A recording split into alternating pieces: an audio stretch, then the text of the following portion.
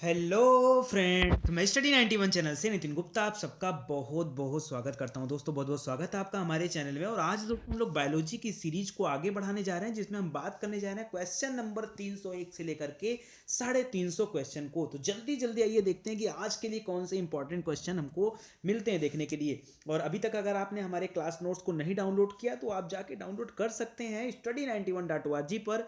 और साथ ही साथ दोस्तों चैनल को भी सब्सक्राइब करिए ताकि आपको पता चले कि कितने वीडियोज एक दिन में अपलोड होते हैं और क्या कुछ पढ़ाया जाता है।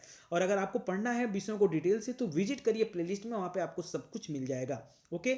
और एक चीज़ और दोस्तों कहना चाहूँगा, अगर किसी तरह का एडवर्टीजमेंट आता है तो छोटा भाई बड़ा भाई गुरु जो कुछ भी समझो समझ करके एडवर्टीजमेंट जरूर देख लिया करो, ठीक है। बहुत ज़रूरी है। प्लस वीडियो को शेयर कर दो मेरे भाई, यार बहुत सारे ऐसे बच्चे हैं जो अफोर्ड नहीं कर सकते कोचिंग को। तो थोड़ा सा सहयोग अगर आप करोगे तो बहुत सारे बच्चे जुड़ जाएंगे और अच्छे से सब लोग पढ़ाई कर पाएंगे। ओके, चलिए स्टार्ट करते हैं। पहला क्वेश्चन दे रहा है कि परितृप्त एवं व्यास के केंद्र मानव मस्तिष्क के निम्नलिखित में से किस भाग में अवस्थित होते हैं। दोस्तों ये आपका ब्रेन वाला चैप्टर से क्वेश्चन आया है और इसको मैं पढ़ा चुका हूँ पहले भी। ये हाइपोथैलेमस होता है ना, वहाँ पे अवस्थित होता है। और हाइपोथैलेमस के बारे में आपको और बता दूं, हाइपोथैलेमस में क्या होता है कि ये शरीर के टेम्परेचर को मेंटेन करना, प्यार भूख सब, मतलब इस तरह की जो भी चीज़ें होती हैं ना सब यहीं से होती हैं, हाइपोथैलेमस से। तो याद रखिएगा, एग्जाम में बहुत पूछता है।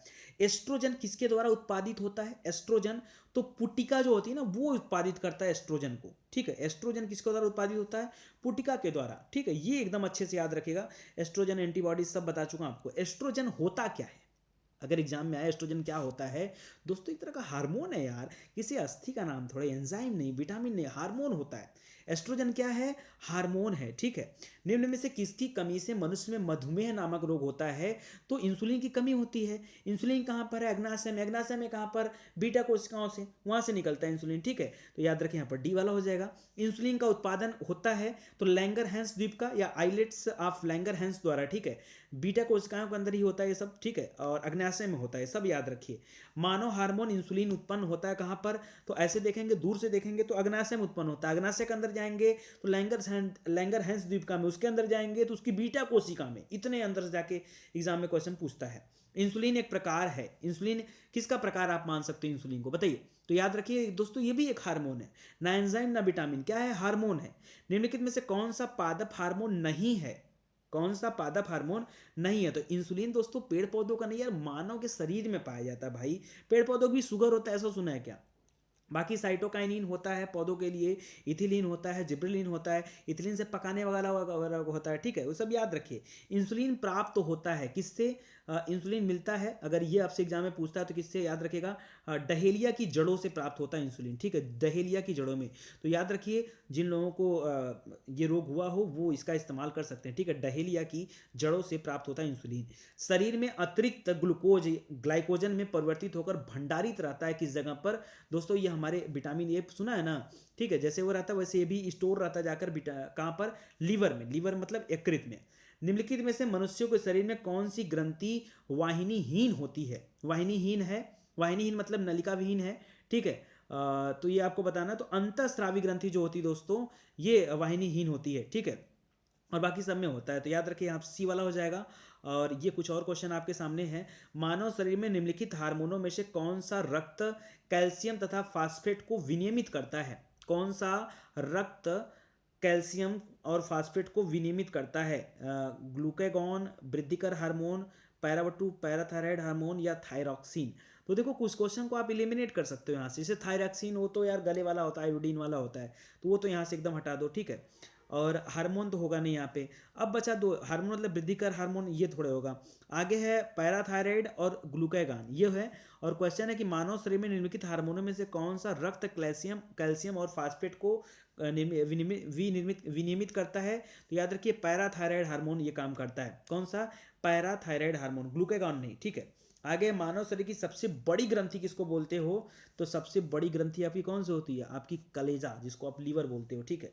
लीवर याद रखेगा। मानव शरीर में सबसे छोटी अंतः ग्रंथि किसको कहा जाता है? सबसे बड़ी लीवर, ठीक है। और सबसे छोटा किसको कहते हैं? तो पिट्यूटरी ग्रंथि को, इसको मास्टर ग्रंथि भी बोलते हैं, ठीक है, क्योंकि सभी को कंट्रोल करता है। पिट्यूटरी, ठीक है, ये दिमाग के पास होता है। आगे है निम्न अंगों में से पित्त रस का संचय किसमें होता है? तो जाहिर सी बात है पित्त रस होगा कहाँ पर? पित्ताशय में होगा, पित्तरस कहाँ होगा? पित्ताशय में। ठीक है। शरीर के किस भाग में पित्तरस का निर्माण होता है? बहुत अच्छा क्वेश्चन। निर्माण कहाँ पे? देखिए स्टोर होता है पित्ताशय में, लेकिन बनता कहाँ पर है? तो लीवर में बनता है और पित्ताशय की थैली में स्टोर होता है। तो इस कंफ्यूजन में मत कर दीजिएगा इसको। ठीक है। हरे फलों को कृत्रिम ढंग से पकाने हेतु प्रयुक्त किया जाता है, इसका इस्तेमाल होता है तो एसिटिलीन का होता है। बहुत पुराना क्वेश्चन हो गया यार, पढ़ते पढ़ते इसको एकदम रट गया है। ठीक है।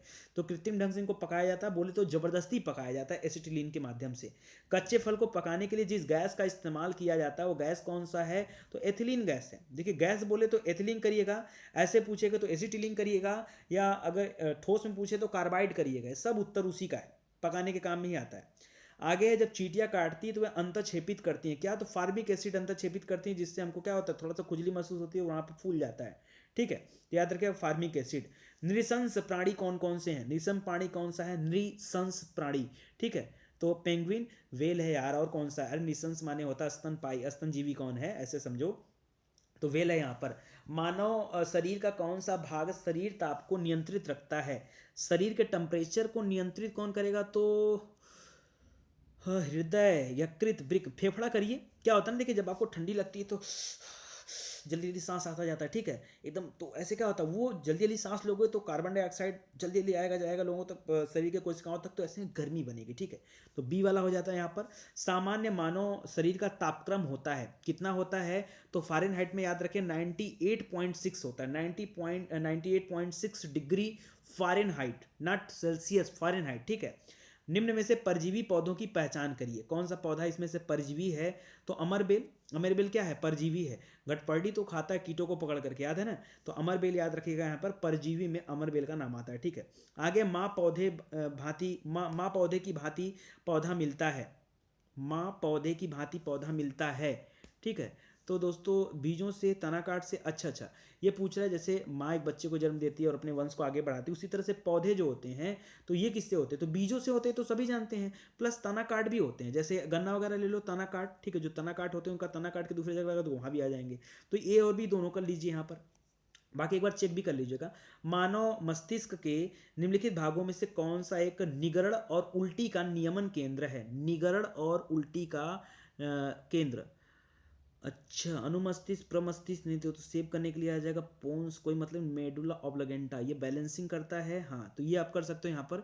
देखिए एक निगरण और उल्टी का नियमन केंद्र पूछा है। देखिए मेडुला ऑब्लिगेंटा जो होता है बैलेंसिंग का काम करता है, और ये इस चीज़ के लिए भी योगदान देता है। ठीक है। तो याद रखिए मेडुला ऑब्लिगेंटा, ये सब आपको पढ़ाया हूँ। आप जाके देखो नर्वस सिस्टम वाले वीडियो में और ब्रेन वाले वीडियो में। ठीक है, वहीं आपको मिलेगा मेडुला ऑब्लिगेंटा। आगे, अल्कोहल के निराविशन के लिए निम्नलिखित में से मानव अंगों में कौन उत्तरदायी है? दोस्तों मैं आपसे बार बार कह रहा हूँ, अगर अभी तक आपने पूरी बायोलॉजी मेरी नहीं देखी है, ज़्यादा नहीं यार 30-32 वीडियो होंगे, उसको देख लीजिए, पूरी बायोलॉजी कवर हो जाएगा। आप एक बार पढ़ के तो देखो, बहुत अच्छा फील होगा आपको। अभी तक यूट्यूब पर इस तरह की क्लासेस नहीं मिली होंगी आपको। ठीक है। बहुत मेहनत से पढ़ाया हूँ, तो एक बार आप विजिट करिए और देखिए किस तरीके से वहाँ पढ़ाया गया है, तब आप इसको बहुत आराम से कर ले जाओगे। ठीक है। एक बार वहाँ पढ़ो, इसको बहुत आराम से कर ले जाओगे, जो लोग पढ़े हो कर भी ले जाते हैं। अल्कोहल के निराविशन के लिए निम्नलिखित में से मानव अंगों में कौन उत्तरदायी है? तो इन सब कार्यों के लिए देखो लीवर होता है यार। हृदय को क्या मतलब है बताओ? हृदय को, ब्रिक को काम है किडनी छानना, फुसफुस से कोई, यकृत होता है सब काम के लिए। कुछ चीजों को ना देख के उत्तर निकाल दिया करो। मलेरिया से प्रभावित होने वाला अंग कौन सा? ये देखो पेड क्वेश्चन है, बहुत बार एग्जाम में आ चुका है। प्लीहा जो होती है ना, तिल्ली, ये प्रभावित होती है मलेरिया से। ठीक है। प्लीहा है तिल्ली। प्लाज्मोडियम परजीवी होता है, अरे यही तो मलेरिया फैलाता है। ठीक है। याद रखिएगा मच्छर का वाहक कौन सा होता है? इसको मच्छर एक जगह से दूसरी जगह पर ले जाता है और इसी से मलेरिया होता है। मलेरिया तथा डेंगू में निम्नलिखित में से क्या उभयनिष्ठ नहीं होता है? क्या कॉमन नहीं है, ये पूछ रहा है। बाकी तीन चीज़ यहाँ पर जो दिया वो कॉमन है, कोई एक कॉमन नहीं है। ज्वर दोनों में होता, मलेरिया हो चाहे डेंगू हो, दोनों में तेज बुखार होता है। मच्छर की काट होती है, मानव प्रजाति में फैलता है। मच्छर प्रजाति, मलेरिया तथा डेंगू में निम्नलिखित से क्या उभयनिष्ठ नहीं होता? मच्छरों की प्रजाति या अलग अलग होते हैं। ठीक है। अलग अलग प्रजातियों में आते हैं। निम्न में से कौन सा रोग कीट के काटने से होता है? कीट के काटने से कौन सा रोग होता है? तो स्कर्वी। डेंगू करो ना, क्योंकि मच्छर क्या है? एक कीट है। मच्छर क्या है? कीट है। तो डेंगू मच्छर काटने से होता है, तो ये क्या हो गया आपका? बी वाला हो जाएगा। डेंगू बुखार में मानव शरीर में निम्नलिखित में से किसकी कमी होती है, हो जाती है? अगर डेंगू की बुखार होगा, जाहिर सी बात है आप सुने होंगे, प्लेटलेट आदमी का डाउन हो जाता है। ठीक है।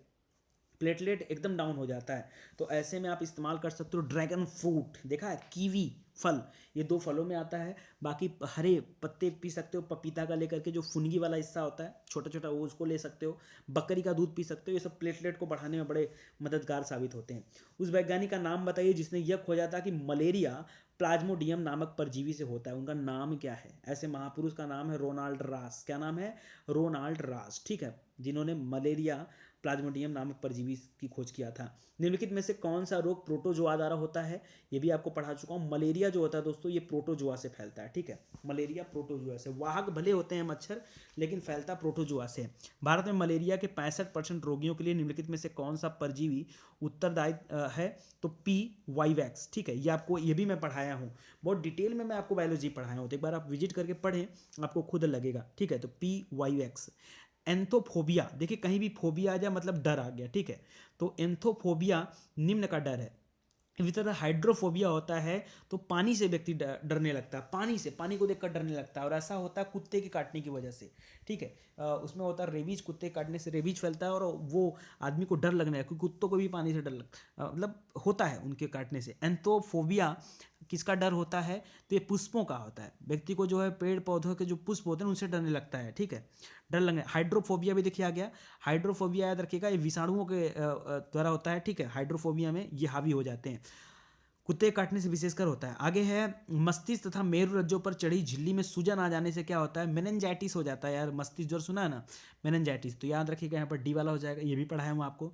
भारत में जन्मे प्रत्येक 200 शिशुओं में से एक अतिसार से मर जाता है, जिसका कारण क्या है? अतिसार से मर जाता है, इसका कारण क्या है? तो रोटा वायरस, एक तरह का वायरस है रोटा वायरस, जिसके कारण ये काम होता है। वातोन्माद, जिसको हिस्टीरिया भी बोलते हैं, यह रोग सामान्यतः किस वर्ग में होता है? तो ज़्यादातर जो जवान महिलाएं होती हैं उसमें पाया जाता है हिस्टोरिया, ठीक है, हिस्टीरिया या हिस्टोरिया, ठीक है, जवान महिलाएं, पुरुषों में नहीं। सिलिकोसिस, सिलिकोसिस क्या होता है? तो ये एक फेफड़े से संबंधित बीमारी है। सिलिकोसिस किससे? फेफड़े से संबंधित है, ध्यान दीजिएगा। किसी तत्व की कमी से घेंघा नामक रोग होता है? तो आयोडीन की कमी से घेंघा नामक, अरे गले के पास निकल जाएगा, थायरॉक्सिन के पास, ठीक है, थायराइड के पास, थायराइड होगा। क्या उन देशों में जहाँ के लोगों का मुख्य खाद्यान्न पालिश किया हुआ चावल होता है? अगर चावल पालिश किया वाला लोगे ना, उसका इस्तेमाल करोगे, तो उससे बहुत सारे रोग होते हैं, ठीक है। और स्पेशल स्पेशल कौन सा होता है, किसकी कमी हो जाती है? तो बेरी बेरी नामक रोग हो जाता है यहाँ पर, ठीक है। विटामिन B1 थायमिन की कमी से बेरी बेरी होता है, और अगर चावल को पालिश कर दिए तो वहाँ पर थायमिन क्या हो जाता है? समाप्त हो जाता है। बीमारी का पता करने के यंत्र एमआरआई का मतलब क्या होता है? ठीक है, एमआरआई का मतलब क्या होता है? अब हिंदी में दे दिया, एकदम शुद्ध हिंदी में दे दिया, तो बता दूं, चुंबकीय रेजोनेंस चित्रीकरण, ठीक है। तो एम फॉर होता है मैग्नेटिक, आर फॉर रेजोनेंस, और आई आई फॉर होता है क्या बोलते हैं, इंटीमेशन करके होता है, ठीक है, इमेजिनेशन या इंटीमेशन ऐसे करके होता है, चित्रीकरण करा। एमआरआई निम्न में से क्या है? देखो यहाँ पर आ गया, ठीक है, एमआरआई में आ गया यहाँ पर। तो याद रखिए मैग्नेटिक रेजोनेंस इमेजिंग, ठीक है, इमेजिंग है, देखिए ध्यान से उतर रहा था मेरे कि ऐसे कुछ आई से ही होता है, लेकिन दिखने पे पता है, आप जब ऑप्शन आता है तो याद आ जाता है यार। इतनी चीज़ें पढ़ाते पढ़ाते ना खुद कन्फ्यूजन होने लगता है कभी कभी। बीएमडी परीक्षण किया जाता है पहचान करने के लिए, किसका पहचान करने के लिए? तो डेंगू का नहीं, मलेरिया नहीं, ऑस्टियोपोरोसिस ये हो सकता है। एड्स में तो एलिसा होता है, डेंगू। इसको भी एक बार आप लोग चेक करिएगा दोस्तों। यहाँ पर अगर मैं एलिमिनेट करूँ तो मैं सी ऑप्शन पे जाना चाहूँगा, बट यार कन्फ्यूजन में हूँ मैं। एक बार आप देख लीजिएगा, देखो कुछ क्वेश्चन मिल जाते हैं, मैं आपसे बोल देता हूँ इसलिए कि आप भी कुछ किया करो यार। 50 क्वेश्चन में एक क्वेश्चन आप ढूंढ दोगे तो क्या हो जाएगा, कुछ गलती थोड़ी हो जाएगा। आगे, भोजन विषाक्तता का कारण क्या होता है? जो भोजन होता है वो कभी कभी जहरीला हो जाता है, लेकिन कब, ऐसा कब होता है, ये आपसे पूछ रहा है। तो याद रखो, उसमें एक तरह का बैक्टीरिया आ जाता है जिसको बोलते हैं सैल्मोनेला बैसिलस, ठीक है, इसके वजह से हो जाता है, ठीक है। आगे है अर्गटापय उपभोग से होता है, किससे?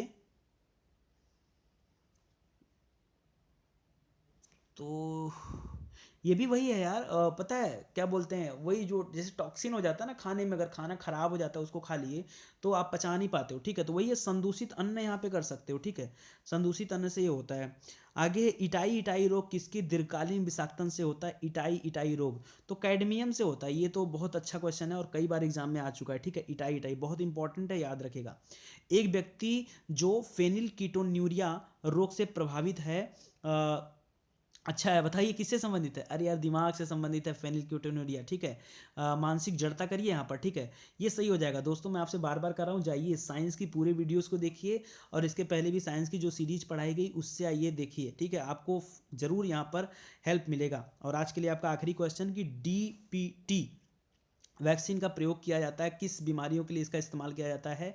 तो डी फॉर होता है डिप्थीरिया और काली खांसी और टिटनस के लिए किया जाता है, ठीक है। डिप्थीरिया, काली खांसी और टिटनस मोस्ट इंपॉर्टेंट, इसको याद रखेगा। और आज मेरी तबीयत थोड़ी सी ख़राब है तो बस करता हूँ यहीं पे। और प्लीज़ यार अच्छा लगे तो शेयर कर दीजिएगा, अदरवाइज़ कोई बात नहीं। चलिए, थैंक यू सो मच।